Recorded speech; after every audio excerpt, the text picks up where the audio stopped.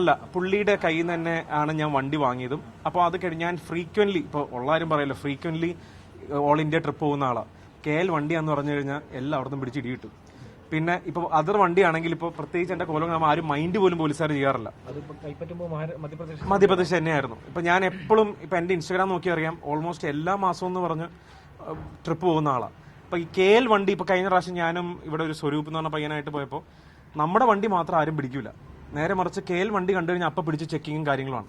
അപ്പൊ ആ ഒരു കൺവീനിയൻസ് കൊണ്ടാണ്, അതായത് ഞാൻ വണ്ടിക്കകത്ത് തന്നെ കിടന്ന് ഉറങ്ങുന്ന ഒരാളാണ്. അപ്പോൾ KL വണ്ടി കഴിഞ്ഞു കഴിഞ്ഞാൽ കണ്ടു കഴിഞ്ഞാൽ ഇത്തിരി അഭ്യാസം കൂടുതലാണ്. അത് നിങ്ങൾ എപ്പോഴെങ്കിലും കേരളത്തിൽ പുറത്തു പോയ ആൾക്കാരാണെങ്കിൽ അറിയാം. ഇപ്പൊ ഈ കഴിഞ്ഞ കുറെ നാളായിട്ട് ഭൂട്ടാനിന്നും പല സ്ഥലങ്ങളിലായിട്ടും കുറെ ആൾക്കാർ സ്മഗിൾ ചെയ്ത് വണ്ടികൾ കൊണ്ടുവന്നിട്ടുണ്ട്. അപ്പൊ അതിൽ പെടുന്ന വണ്ടികളാണോ എന്റെ കയ്യിൽ ഇപ്പൊ ഉള്ളതെന്ന് അറിയാനാണ് ഇന്ന് രാവിലെ മുതൽ അവർ റെയ്ഡ് ചെയ്തത്. അപ്പോൾ വണ്ടി വന്നു. വണ്ടിയുടെ ഇപ്പൊ എന്റെ വണ്ടി എന്റെ അവകാശം, അതായത് എന്റെ ഓണർഷിപ്പിൽ തന്നെ ഇരുന്നിട്ട് ഇപ്പൊ 5 വർഷത്തിന് മുകളിലായി. അപ്പോൾ അതിന്റെ 1999 ആ വണ്ടി രജിസ്റ്റർ ചെയ്തത്. പക്ഷെ അവർക്ക് ആ ഡോക്യുമെന്റ്സ് എല്ലാം ഇപ്പൊ ഓൺലൈനിൽ MVD വന്ന് ഇവിടെ അതിന്റെ ഷാസി നമ്പറും എഞ്ചിൻ നമ്പറൊക്കെ എന്തെങ്കിലും മാനിപ്പുലേറ്റ് ചെയ്താണോ അല്ലെങ്കിൽ അത് ജെനുവിൻ ആണോ എന്ന് രജിസ്റ്റർ ചെയ്തെല്ലാം ചെക്ക് ചെയ്തിട്ട് അവർ പോയി. ഇനിയിപ്പോ വേണ്ടതെന്ന് വെച്ച് കഴിഞ്ഞാൽ ഇതിന്റെ ഒറിജിനൽ ഡോക്യുമെന്റ്സ്, അതായത് 99 ഇത് രജിസ്റ്റർ ചെയ്ത സമയത്ത് കൊടുത്ത ഡോക്യുമെന്റ്സിന്റെ ഒക്കെ എന്തെങ്കിലും പ്രൂഫായിട്ട് അവർക്ക് ഒറിജിനൽസ് ഞാൻ എത്തിച്ചു കൊടുക്കണം. അത് നമ്മളുടെ ഡ്യൂട്ടിയാണ്. ഇത് ഈ പറഞ്ഞ സ്മഗിൾഡ് ആയിട്ടുള്ള വണ്ടി അല്ല എന്നുള്ളത് പ്രൂവ് ചെയ്യാനായിട്ട്. പക്ഷെ അവർ ചെയ്തത്, അവർക്ക് ഈ വണ്ടികളെല്ലാം ചെക്ക് ചെയ്യാനായിട്ടുള്ള ഒരു ഓർഡർ ഉണ്ടായിരുന്നു മോളിൽ നിന്ന്. അപ്പൊ അത് ചെക്ക് ചെയ്യാൻ വേണ്ടി എന്റെ അടുത്ത് വന്നു. സ്റ്റേറ്റ്മെന്റ്സും അതിന്റെ പ്രൊസീജിയർ ഇത്രയും നേരം നടന്നതല്ല.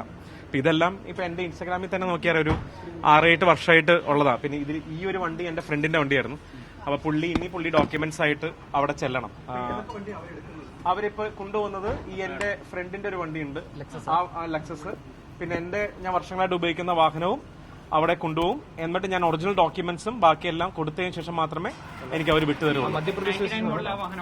99 മോഡൽ വാഹനമാണ്. അല്ല, ഞാൻ 5 വർഷമായിട്ട് ഉപയോഗിക്കുന്നതാണ്. അതിന് മുമ്പ് 1999 ഇന്ത്യയിൽ രജിസ്റ്റർ ചെയ്ത വാഹനമാണ്. അപ്പൊ അത് വന്ന് അത് മധ്യപ്രദേശിൽ നിന്ന് വാങ്ങിച്ചാണ്. അപ്പൊ അത് ഒറിജിനൽ ആണോ പറഞ്ഞതെന്ന് അറിയാൻ MVD വന്ന് എല്ലാ വണ്ടിയും ചെക്ക് ചെയ്തു. ചില സാധാരണ ഈ ഷാസി നമ്പറൊക്കെ കൊത്തേക്കെ ചെയ്യും. പക്ഷെ അത് അല്ലാന്നുള്ളത് അവർ വന്ന് സർട്ടിഫൈ ചെയ്തിട്ട് ഇവിടുന്ന് പോവുകയും ചെയ്തു. അല്ല, അത് കൊണ്ടുപോകുന്നില്ല. ഇല്ല, അത് ഇന്ത്യൻ ഇൻവോയ്സ് വണ്ടിയാണ്. അതായത് ഈ വാഹനങ്ങളൊന്നും ഇപ്പൊ എന്റെ കയ്യിലുള്ള 105 സീരീസ് എന്ന് പറഞ്ഞാൽ വളരെ കുറവേ ഇവിടെ ഉള്ളൂ. ഇതൊക്കെ പണ്ട് 99 റഷ്യൻ എംബസിയുടെ ആയിട്ട് വന്ന് അവിടെ നിന്ന് ലേലമൊക്കെ എടുത്ത് വന്ന വണ്ടിയാണ്.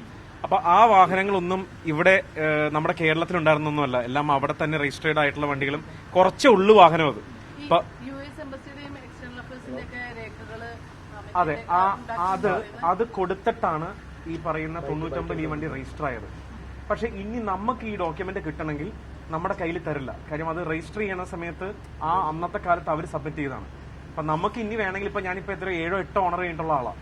ഞാൻ ഇനി ആ കാലത്ത് അവർ സബ്മിറ്റ് ചെയ്തത് വിവരാവകാശ കമ്മീഷനിൽ പോയി കൊടുത്ത് അതിന്റെ ഡോക്യുമെന്റ് ഇതിൽ ഒപ്പിക്കണം. അതിപ്പോ എന്റെ തലവേദനയാണ്. നമ്മുടെ RC ബുക്ക് ഉണ്ടാവുള്ളൂ. നമ്മൾ അവസാനം വാങ്ങിക്കുമ്പോൾ രജിസ്റ്റർ ചെയ്യാൻ വേണ്ടിയുള്ള RC ബുക്ക്, ഇൻഷുറൻസ് കാര്യം. പക്ഷെ എന്റെ കയ്യിൽ 2014, 15, 13 മുതൽ രജിസ്ട്രേഷൻ ചെയ്തതിന്റെ എല്ലാം ഓരോരുത്തർ വാഹനം അതിന്റെ റഷ്യൻ എംബസി ആയിരുന്നു ഫസ്റ്റ് ഓണർ. ഞാൻ അവരുടെ നിന്നല്ല, ഞാൻ മഞ്ജുനാഥ് ഡൂക്ലെ എന്ന് പറയുന്ന ആളുടെ അടുത്ത് നിന്ന് ഗോവയിൽ നിന്നാണ് വാങ്ങിയത്. അപ്പോ അല്ല, പുള്ളിയുടെ കയ്യിൽ നിന്ന് തന്നെ ആണ് ഞാൻ വണ്ടി വാങ്ങിയതും. അപ്പോൾ അത് കഴിഞ്ഞ് ഞാൻ ഫ്രീക്വന്റ്ലി, ഇപ്പോൾ ഉള്ളാരും പറയല്ലോ, ഫ്രീക്വന്റ്ലി ഓൾ ഇന്ത്യ ട്രിപ്പ് പോകുന്ന ആളാണ്. KL വണ്ടിയാന്ന് പറഞ്ഞു കഴിഞ്ഞാൽ എല്ലായിടത്തും പിടിച്ച് ഇടിയിട്ടു. പിന്നെ ഇപ്പൊ അതർ വണ്ടിയാണെങ്കിൽ ഇപ്പൊ പ്രത്യേകിച്ച് എന്റെ കോലം ആരും മൈൻഡ് പോലും പോലീസുകാർ ചെയ്യാറില്ല. മധ്യപ്രദേശ് തന്നെയായിരുന്നു. ഇപ്പൊ ഞാൻ എപ്പോഴും ഇപ്പൊ എന്റെ ഇൻസ്റ്റാഗ്രാം നോക്കി അറിയാം, ഓൾമോസ്റ്റ് എല്ലാ മാസവും എന്ന് പറഞ്ഞ് ട്രിപ്പ് പോകുന്ന ആളാണ്. അപ്പൊ ഈ KL വണ്ടി ഇപ്പൊ കഴിഞ്ഞ പ്രാവശ്യം ഞാനും ഇവിടെ ഒരു സ്വരൂപ് എന്ന് പറഞ്ഞ പയ്യനായിട്ട് പോയപ്പോൾ നമ്മുടെ വണ്ടി മാത്രം ആരും പിടിക്കൂല. നേരെ മറിച്ച് KL വണ്ടി കണ്ടു കഴിഞ്ഞാൽ അപ്പം പിടിച്ച് ചെക്കിങ്ങും കാര്യങ്ങളുമാണ്.